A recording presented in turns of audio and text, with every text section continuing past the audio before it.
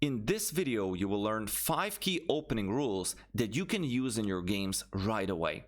Number 1. Do not open up the position when you're behind in development. Take a look at this position in front of you.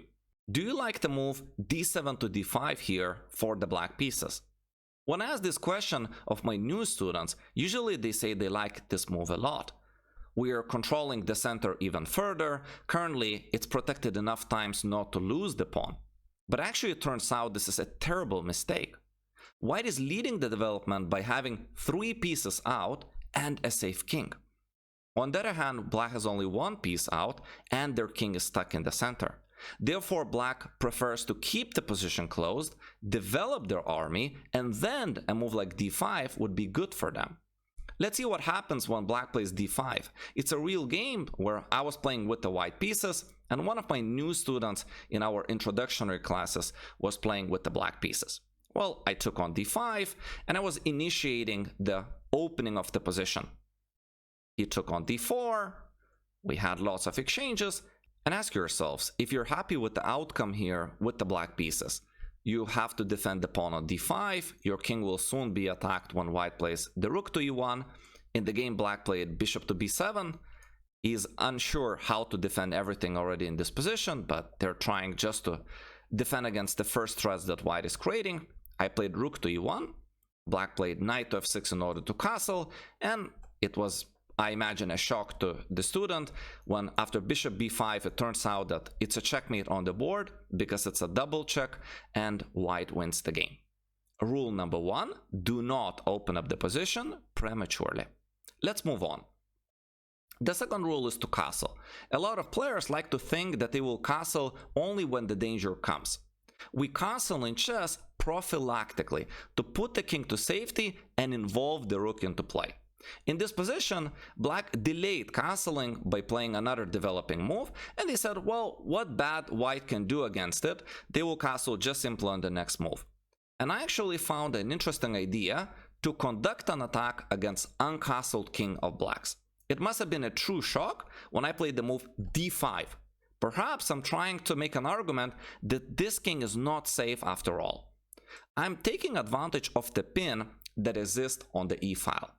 If they were just to castle in this position, I'm able to take on e6, then I'm threatening the bishop, taking on f7 one more time. It's just very, very bad for black. So what happened in the game was, white took on d5 with the pawn, and I took back with the knight. And in this position, white is simply having too many threats. Objectively, the position is lost. Black will lose some material.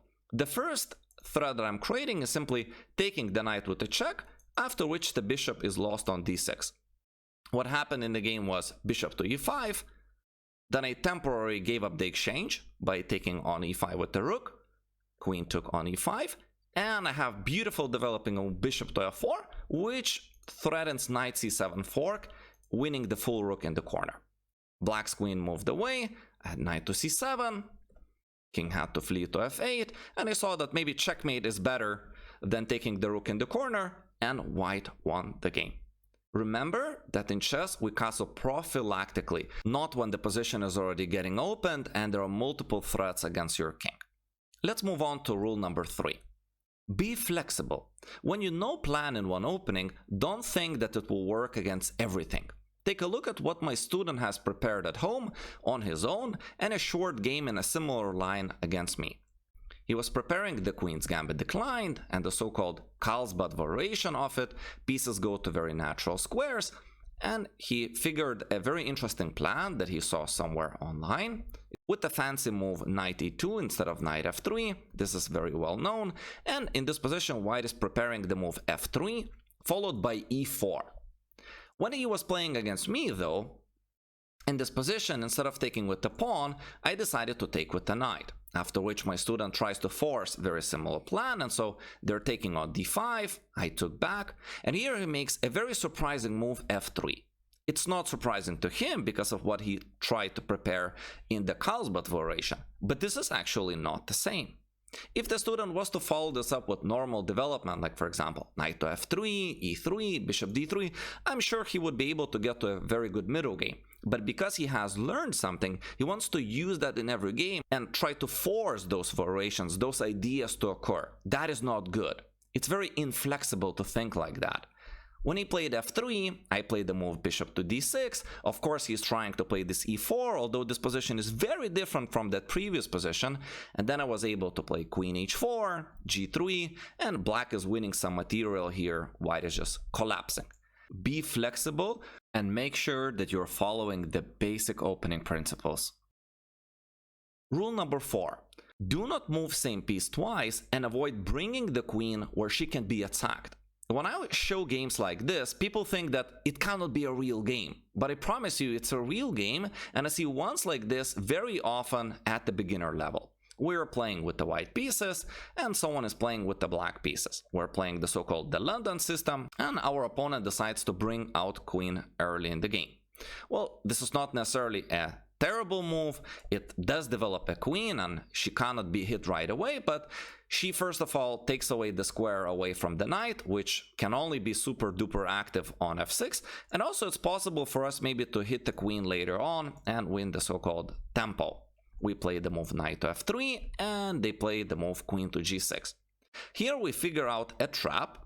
We play the move h3 with the idea that if they continue developing, we could play the move bishop to d3, and after queen takes g2, we can trap the queen with the move rook to h2. If you look at the board, queen has absolutely no escape squares. So the move h3 is not the best over here, but it does set up a nice trap later on. However, opponent plays knight to b4, they're going after this fork over here, white defends with knight to a3, they continue attacking us with queen to e4, we kick away the knight, and then we start getting a lot of tempi on the black's queen. Bishop to d3, after which e4 comes, and then even knight to c4, and yes, this is still a real game. Queen h5, and now g4, and then possibly e5, and white is already almost trapping the black's queen. Black had to play f5. After a couple of moves, black's queen was trapped, which they had to give up, and black lost the game. Understand that when you're putting yourself out there with the queen, A, you're gonna be hit, and so white will be able to win a lot of tempi, which will grant them lead in development. And B, you're also allowing white to build this massive central control with the pawns, which allows them to have safe spots in the center for their minor pieces and take those spots away from your pieces.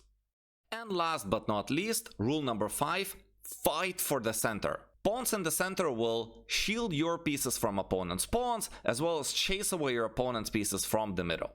Take a look at an instructive and very common error. We play d4, opponent responds with d5, and after c4 they play a move knight to f6. It's imperative for black to try and keep control over e4 so that white couldn't push the pawn there easily. After knight f6, however, we could take, black takes back, and white is getting this nice control over the middle. Once again, I would like to repeat, white will be able to develop the minor pieces to very effective squares in the center and be safe from the opponent's pawns. I played the move bishop to d3 here, we're setting up a trap. If black takes this pawn, we could win it with a discovered attack. After that, black played e6, white plays knight to c3, bishop to b4 with the pin, but without a concrete threat. We have knight f3, knight to c6, castles, castles, and now, out of this very effective development that white has, white is able to develop initiative. First of all, we play e5, which grants us space advantage on the king side, and we could follow it up with the classical Greek sacrifice on h7, after which white wins the game. Now, if you don't believe this position is common, if you look at the opening explorer on Lichess, you will find tens of thousands of games that look exactly like this.